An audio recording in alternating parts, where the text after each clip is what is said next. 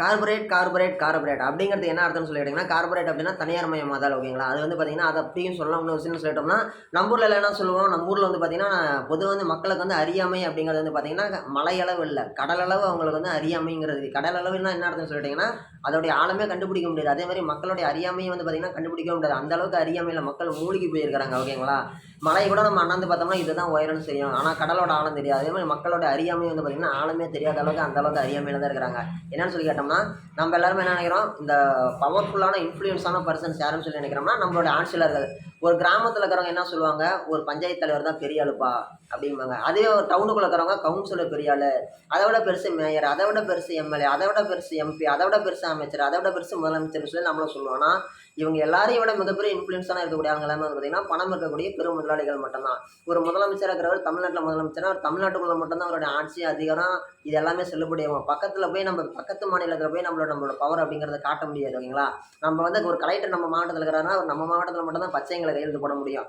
பக்கத்து மாவட்டத்துக்கு போய் அங்க இருக்கக்கூடிய ஒரு விஷயத்துக்கு போய் அவங்க கையெழுத்து போட முடியாது. ஏன்னா, அங்க அதுக்கு வேற ஆட்சியாளர்கள் இருப்பாங்க. ஆனா பணம் இருக்கக்கூடிய முதலாளிகள் அப்படிங்கிறவங்க பார்த்தீங்கன்னா, சேலத்திலே ஒரு கம்பெனி ஆரம்பிக்கலாம். இதே கம்பெனிய கொண்டு போயிட்டு எங்க தெரியுமா? குஜராத்லயும் ஆரம்பிக்கலாம் ஓகேங்களா? மனி இஸ் ஆல்வேஸ் அல்டிமேட் ஓகேங்களா? இங்க இருக்கிற அதிகாரி அங்க போய் கையெழுத்து போட முடியாது. ஆனா இங்க பணம் வச்சிருக்கிறவர் அங்க போய் இது பண்ணலாம். அவ்வளவு ஏன் தமிழ்நாட்டுல பொறந்து வளர்ந்த ஒரு சாதாரண சின்ன பையனா பொறந்து வளர்ந்தாலும், இங்க இருந்து வெளிநாட்டுக்கு போய் தீவு வாங்கிட்டேன், எனக்குன்னு ஒரு நாடு உருவாக்கிட்டேன், கைலாச நாடு உருவாக்கிட்டேன்லாம் கூட சொல்றாங்க இல்லைங்களா? அதே மாரி வந்து பார்த்தோம்னா, பணம் தான் அனைத்தையும் தீர்மானிக்கிறது. Money is always always ultimate ஓகேங்களா? பணம் தான் வந்து எல்லாம். பணமே எல்லாம், பணம் தான் எல்லாம் அப்படிங்கிற மாரி தான் இருக்குது. இதெல்லாம் முடிவு பண்றது யாருன்னு சொன்னீங்கன்னா, தனியார் மயமாகக்கூடிய கார்ப்பரேட் முதலாளிகள் மட்டும் தான். ஓகேங்களா? நீங்க கேட்கலாம், இதுக்கும் அதுக்கு என்ன சார் சம்மந்தம்ன்ட்டு. ஆமா, இன்னைக்கு வந்து பார்த்தீங்கன்னா, சராசரியா வந்து பார்த்தீங்கன்னா, ஒரு மனுஷன் ஒரு நாளைக்கு பொழப்பு நடத்தணும் அப்படின்னா ரூ. 500 இல்லாம நடத்த முடியாது.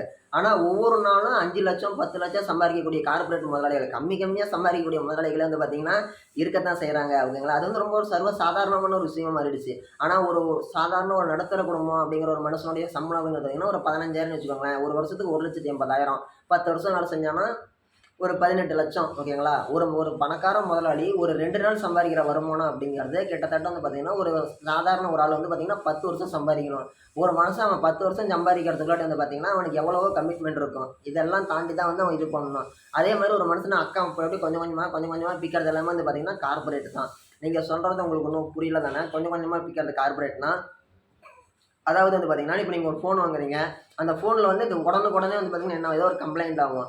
உடனுக்குடனே ஏதோ ஒரு அதாவது ஃபோனு கீழ விழுந்து டிஸ்ப்ளே உடையறது அது வேற விஷயம். ஓகேங்களா? ஃபோன்ல பேட்டரி போறது, அவ்வளவே சிம்பிளா வீட்டுக்குள்ளாடி இருக்கக்கூடிய ஒரு பல்பு பறனையாவறதுலேருந்து எல்லாத்துக்கும் பின்னாடியுமே ஒரு கார்ப்பரேட் அப்படிங்கிறது இருக்குது. வீட்ல வாங்கக்கூடிய உப்பு, மொளகா தீர்ந்து போறதுலேருந்து எல்லாத்துக்குமே பின்னாடி ஒரு கார்ப்பரேட் அப்படிங்கிறது இருக்குது. தனியார் மயமாதலுடைய முதலாளிகளுடைய ஒரு தேவை, ஒரு ஒரு இன்ஃப்ளூயன்ஸ் அப்படிங்கிறது இருக்குது. உங்களுக்கு புரியல தானே? அதாவது எடிசன் கண்டுபிடிச்ச விளக்கு வந்து பார்த்தீங்கன்னா, பல்ப் வந்து பார்த்தீங்கன்னா, இன்னும் எரிஞ்சிட்டு இருக்குது. அத வந்து அந்த நாட்ல வந்து இன்னும் பத்திரமா வச்சிருக்கிறாங்க. கிட்டத்தட்ட கண்டுபிடிச்சு இத்தன வருஷம் கழிச்சுமே கூட அந்த பல்ப் இன்னும் பத்திரமா எரிஞ்சிட்டு இருக்குது. ஆனா இன்னைக்கு நம்ம வாங்கக்கூடிய பல்ப் மட்டும் ஏன் 4 மாசத்துல பறனையாவுது, பீஸ் போகுது?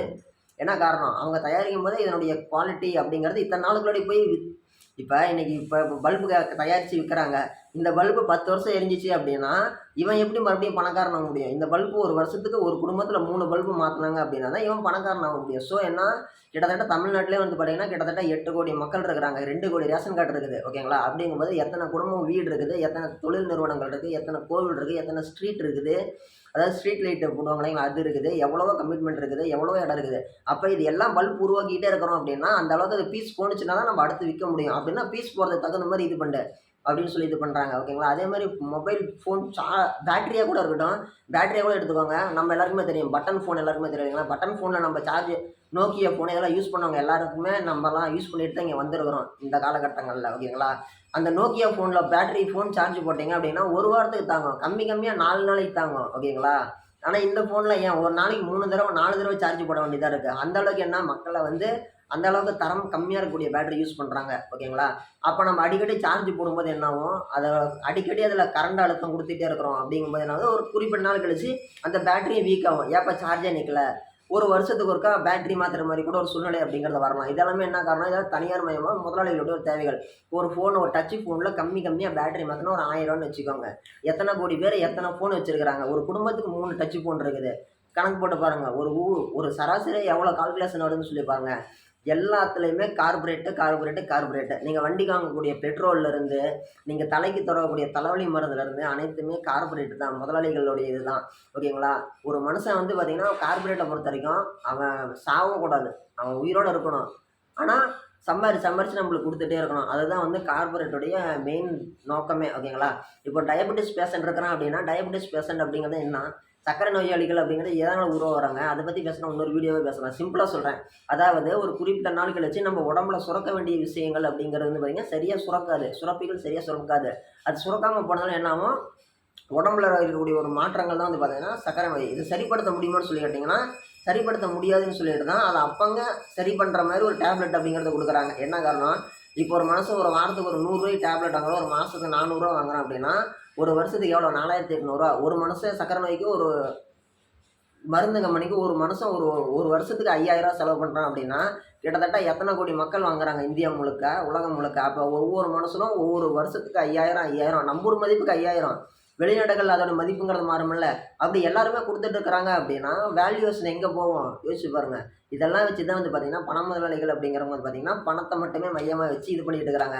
நீங்க சொல்லலாம், ஒரு மனுஷன் ஒரு வருஷத்துக்கு ரூ. 5000 குடுக்குறது ஒண்ணும் பெரிய விஷயம் இல்லையே சபரின்ட்டு. ஆமா, ஒரு மனுஷன் ஒரு வருஷத்துக்கு 5000 குடுக்குறது பெரிய விஷயமா உங்களுக்கு தெரியாது. யாருக்குமே அது பெரிய விஷயம் கிடையாது. ஆனா, அவன் வந்து பார்த்தீங்கன்னா, அவன் உடம்புல இருக்கக்கூடிய அந்த வலி, உணர்வுகள் அப்படிங்கிறது அந்த மனிதனுக்கு மட்டும் தான் தெரியும். நோயாளிக்கு மட்டும் தான் தெரியும். சம்மந்தப்பட்டவனுக்கு மட்டும் தான் தெரியும். ஓகேங்களா? இது வந்து பண முதலாளிகளுக்கு தெரியாது. முழுக்க முழுக்க சாப்பாட்டுல எல்லாமே வந்து பார்த்தீங்கன்னா, அக்ரிகல்ச்சர் விவசாயத்துல வந்து நெறைய பூச்சிக்கொல்லி மருந்துகள் அதை இதையும் விட்டு என்ன பண்ணிட்டாங்க, நம்மளுடைய பாரம்பரியத்தையே கொஞ்சம் கொஞ்சமா மாற்றி அமைச்சிட்டு இருக்கிறாங்க. இதோட பார்ட் வீடியோ நம்ம விரைவில் மேக் பண்ணலாங்க.